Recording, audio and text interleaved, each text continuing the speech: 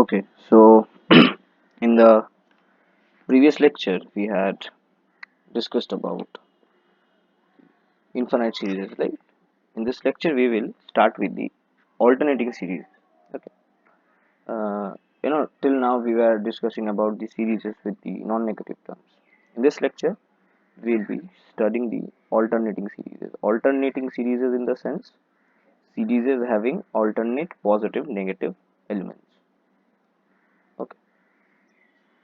For example, you have a series, say S is equals to u1 minus u2 plus u3 minus u4 and so on, which is kind of, you can write it like this, that this is basically the summation n equals to 1 to infinite minus 1 whole to the power n plus 1 un, right? Right. So we will be testing the convergence of these series, and while testing the convergence of these series we will come across two definitions. One is the concept of absolute convergence and one is the conditional convergence. Okay, conditional convergence. So we will see them. First, let us check the Leibniz theorem of alternating series. Okay, I guess you people already understood what are alternating series. First, let us check the Leibniz theorem. So the Leibniz theorem. So according to the Leibniz theorem, the series S is equals to summation n equals to 1 to infinite minus 1 to the power n plus 1 un converges if all the following conditions are satisfied. Okay, first one being all uns all uns are positive, that is the elements are considered to be positive. Okay, for example, what I mean to say is that, see, while here we have u1 as positive element, then we have u2 as a positive element, we have u3 as a positive element, we have u4 as a positive element. Okay, so this is what we say, so that all uns are positive. Okay, second one says that un must be greater than un plus 1 for all n greater than equals to n naught, where n naught belongs to the set of naturals. Clear? And the third one says that un tends to 0 as n tends to infinite. Clear? If all these three conditions are satisfied, then we can say that this particular infinite series of alternate negative positive terms will eventually converge. Is that clear? Is that clear? Okay. So let us check a few series of this form and then we will be eventually understanding. Okay.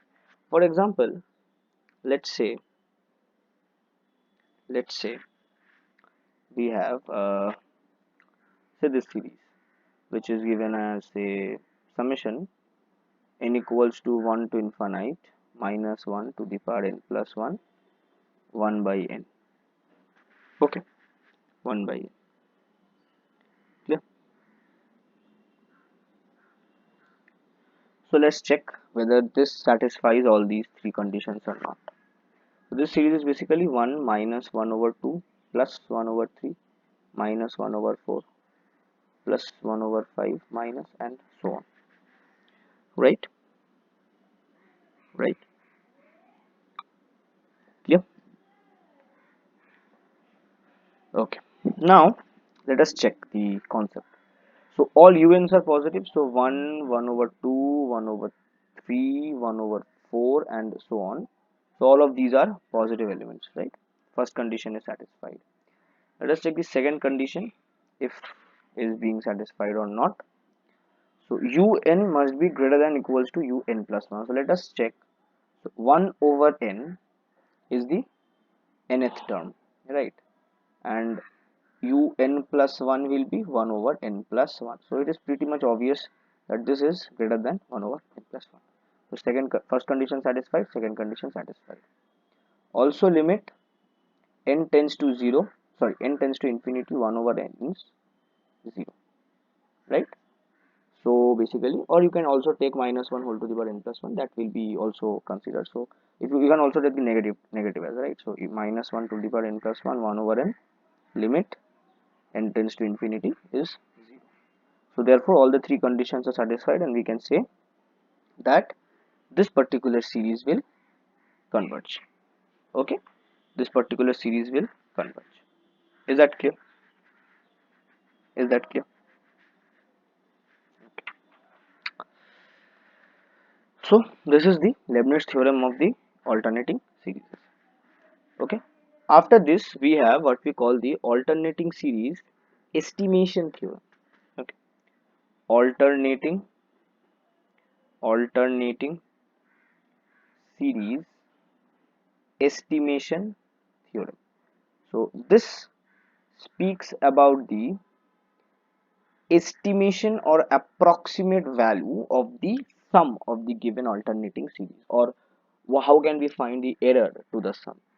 For example, you have this series, right? You have this series summation n equals to 1 to infinity minus 1 to the power n plus 1 a n. This is what you have.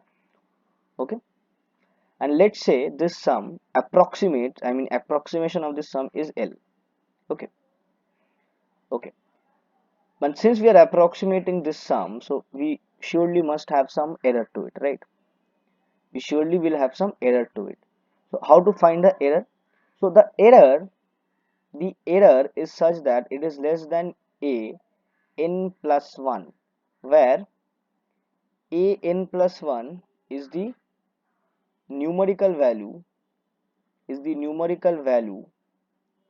of the first unused term, of the first unused term. We will understand what I'm saying. Okay, furthermore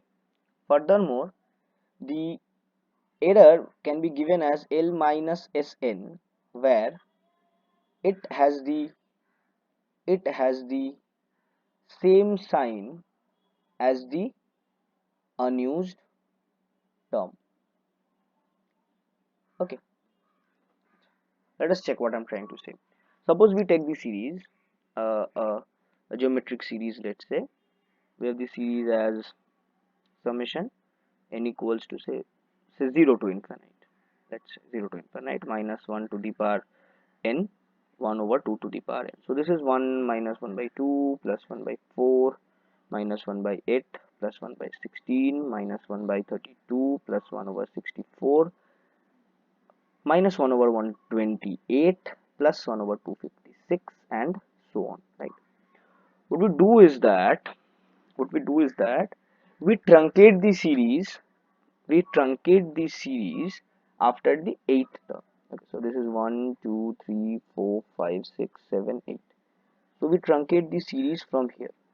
Truncate the series means we kind of separate the rest of the part, but basically we take the we take basically the first unused term as 1 over 256. We take the first unused term as 1 over 256. Clear?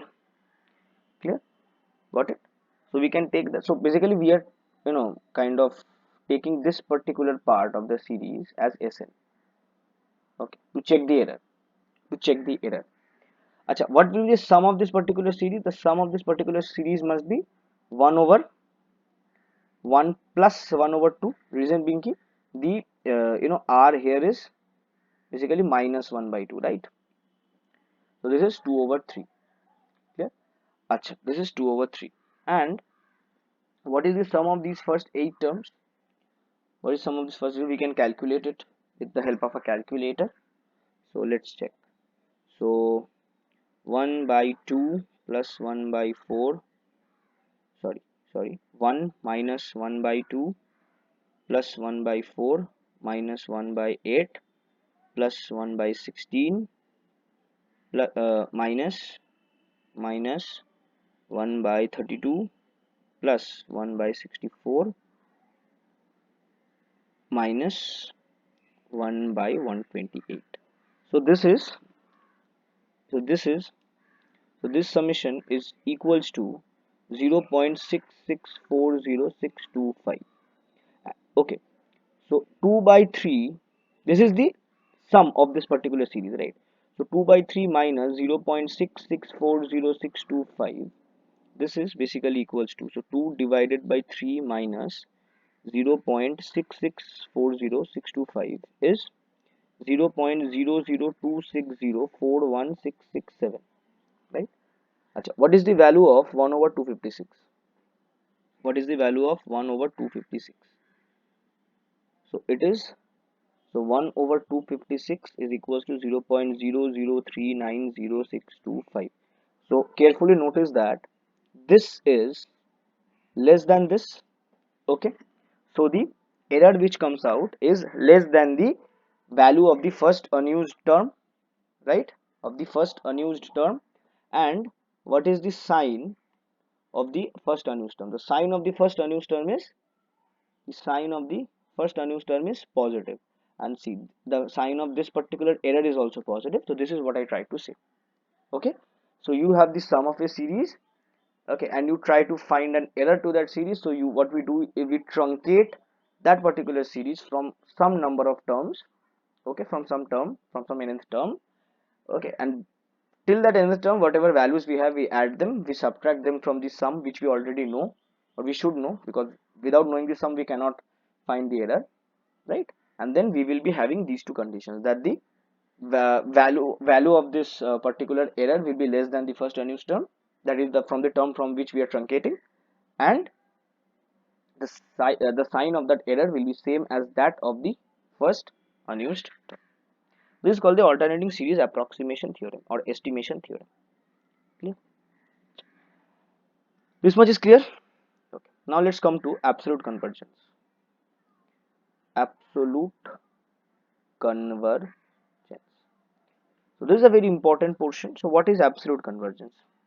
Suppose we have an alternating series an, and we say that this converges absolutely. This converges absolutely if corresponding series of absolute values converges. Of absolute values converges. Okay. For example, so we can take any fine example.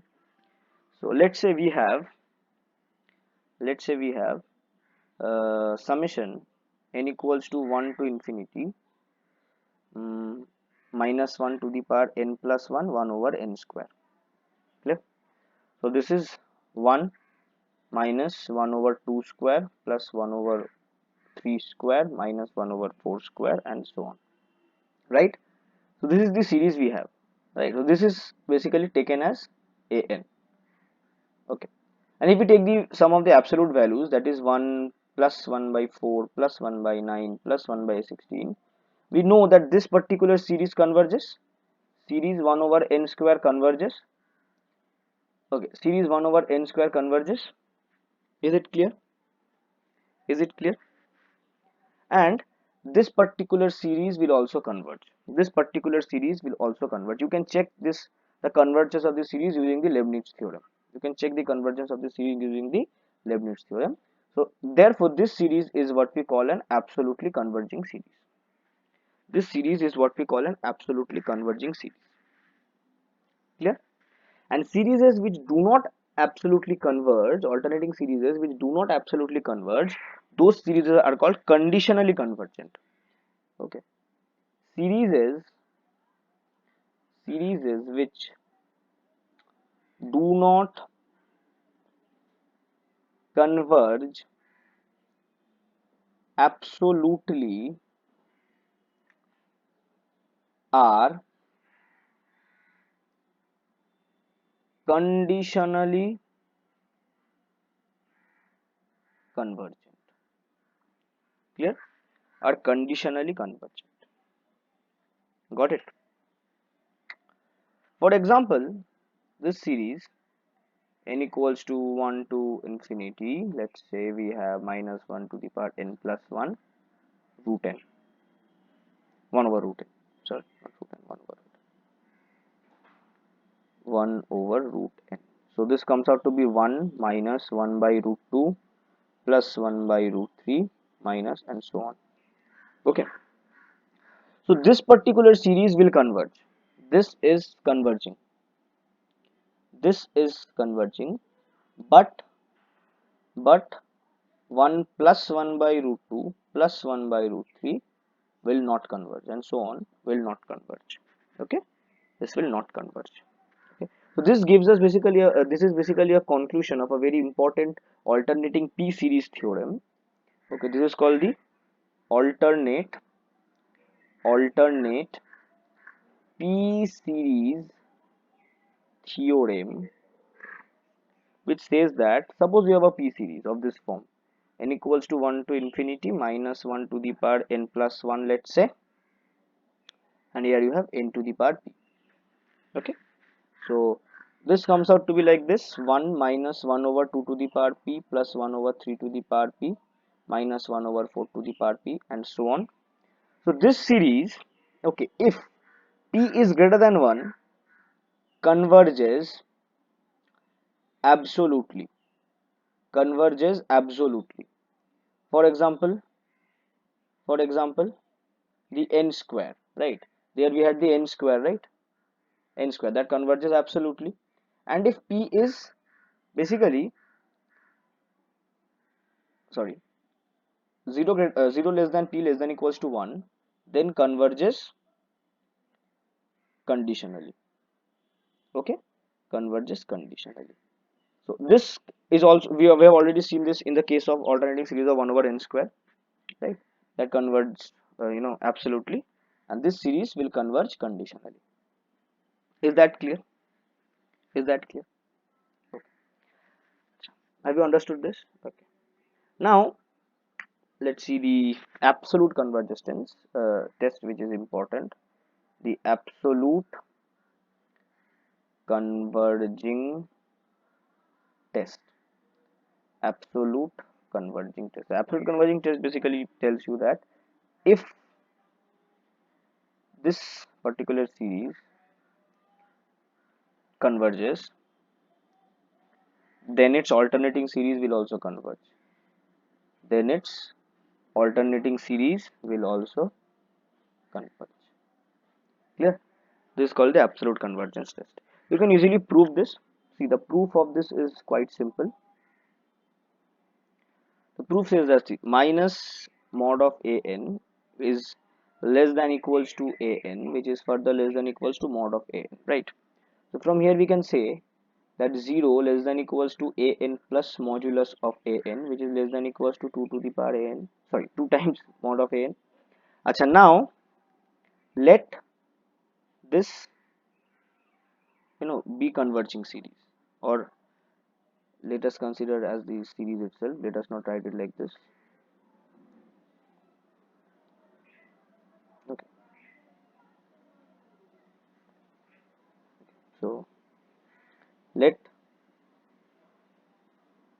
be converging. So if this is converging, then we can say that summation 2 times an will also converge, also converging, also converging, right? Right. Okay. Now if this converges, then by the direct comparison test we can say this will also converge.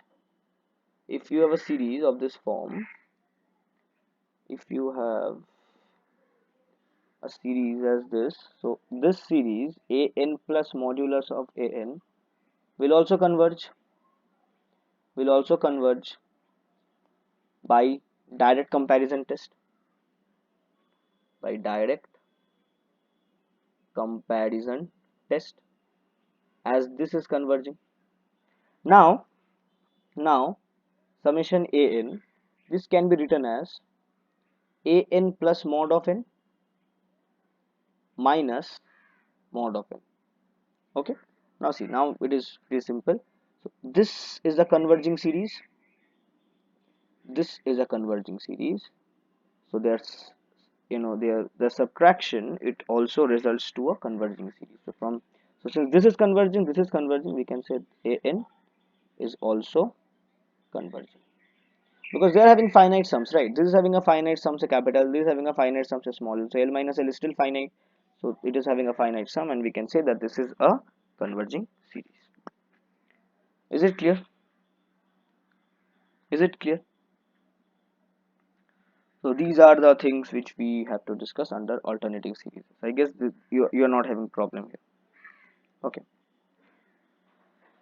Okay, now let's see another fine theorem and the last theorem in this lecture, because from the next lecture we will be starting with power series. Okay, so in this lecture the last theorem says that this is called the rearrangement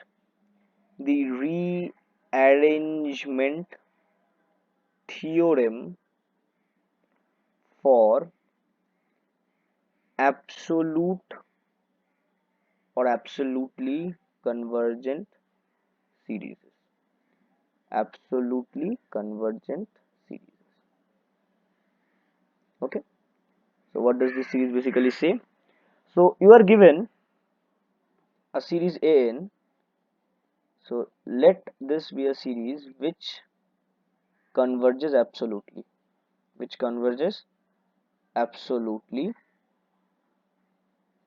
and and we rearrange these elements b1, b2, b3 and so on. Then you have bn and it continues, is any arrangement of the sequence, sorry, yeah, you can call it a sequence now, because we will be avoiding summation at this moment. So is any arrangement of the sequence a, yeah, right, then summation bn also converges absolutely, absolutely, and bn is equals to a. Okay, this is the absolute convergent series rearrangement theorem. Got it? What I meant is pretty simple. For example, see that suppose we have this absolute convergent series, which is minus 1 to the power n plus 1, 1 over n square, n equals to 1 to infinity. This is 1 minus 1 by 4 plus 1 by 9 minus 1 over 16, and so on, plus 1 over 25 and minus 1 over 36 and so on. And we found out that this is an absolute converging series, right? Now if we rearrange this particular series as 1, say you have minus 1 by 4 minus 1 by 16 plus 1 by 9 plus 1 by 25 plus 1 by 49 minus say minus 1 over 36 minus 1 over 64 minus 1 over 100 minus 1 over 144. So I guess you people are getting the point how we are arranging. So we have a positive term, two negative terms, three positive terms, four negative terms, and in that way we are arranging this. So we are specifically arranging this. But since the series given, this is absolutely converging series, this particular series is also absolutely converging and their sums will be same. Their sums will be still 1 over 2n minus 1 whole square minus 1 over 2n whole square. Okay, whatever rearrangement you do, the sum will always be of this form. Clear? They are having same sums, the value of the sum is same. Is that clear? But this won't happen for conditionally convergent series or non-converging series. Only happens for absolutely convergent series. Is that clear, guys? Is it okay? So only this much in this lecture. In the next lecture we will be starting with concepts of power series. So meet you guys in the next lecture.